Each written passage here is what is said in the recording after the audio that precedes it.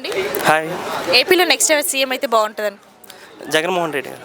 ఎందుకు అతనే రావాలనుకుంటున్నారు? అతను ఎందుకు అంటే మ్యాక్సిమం అయితే పేదలకు చాలా వరకు ఆయనే చేశారు. స్కూల్స్ కానీ విద్యా వైద్యం అనేది ఆయన దాంట్లోనే డెవలప్మెంట్ ఎక్కువగా కనిపిస్తుంది మాకు. అందుకనే ఆయనే కావాలనుకుంటున్నారు. ఓకే అండి. సో ఆరోగ్యశ్రీ ఉంది కదా, దానిపై మీ స్పందన ఏంటి? ఎస్ మేడం, ఆరోగ్యశ్రీ అనేది ఇండియా వైజ్గా చూసుకుంటే ఏపీలోనే ఎక్కువ స్కీమ్స్ ఉన్నాయి.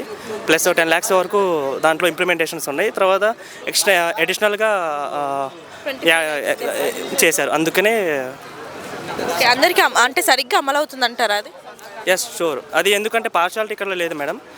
వేరే స్టేట్లో ఉందేమో అని ఆంధ్రప్రదేశ్లో అయితే వరకు లేదు. ఎందుకంటే డైరెక్ట్గా పేమెంట్ ఒకవేళ ఇన్ కేసు ఏదైనా స్కీమ్స్ కానీ అవి డైరెక్ట్గా అమౌంట్ త్రూ వెళ్ళిపోయి. ఇదివరకు జన్మభూమి కమిటీలు ఉంటాయి, వాళ్ళు మధ్యలోని పేమెంట్స్ అనేవి తగ్గించుకొని, అంటే లైక్ ఒక ఐస్ పీస్ ఎలా అయితే మనకు సామెత ఉంటుందో అలా కరిగిపోయేది అనమాట ఎవరైతే కన్జ్యూమర్ దగ్గరకు వచ్చేసరికి. సో నార్మల్గా చూసుకుంటే రాష్ట్రంలో అప్పులు 10 లక్షల కోట్లు అని ప్రతిపక్షాలు అంటున్నారు కదా. కేంద్ర మంత్రి నిర్మలా సీతారామన్ గారేమో మొత్తం ఏపీ అప్పు 4 లక్షల కోట్లు అన్నారు. అందులో చంద్రబాబు ముఖ్యమంత్రిగా దిగిపోయే నాటికే 3 లక్షల కోట్లు ఉండేది. సో దీనిపై మీ అభిప్రాయం?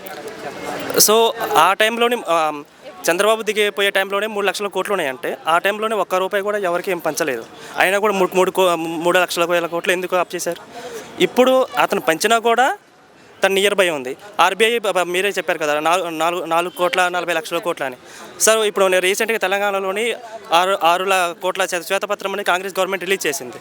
సో ఇప్పుడు ఇంత డెవలప్మెంట్స్ తెలంగాణలో కూడా ఇంత అప్పు పెరిగిందంటే ఆంధ్రాలోని ఎంత మనీ పంచినా కూడా, డెవలప్మెంట్ చూపించినా కూడా, పోర్ట్స్ కట్టినా కూడా ప్రతి విలేజ్ని ఒక క్యాపిటల్ లాగా చేస్తున్నాడు జగన్. అక్కడ గ్రామ సచివాలయం కానీ, లేకపోతే రైతు భరోసా కేంద్రాలు కానీ, వాలంటీర్ వ్యవస్థ కానీ, ప్రతి విలేజ్ అనేది ఒక క్యాపిటల్గా మారుతుంది అక్కడ మాకు. అంటే చంద్రబాబు కంటే చాలా తక్కువ అప్పులు చేశాము, అవి కూడా ప్రజలకు ఇచ్చాను అంటున్నారు జగన్, నిజమేనా?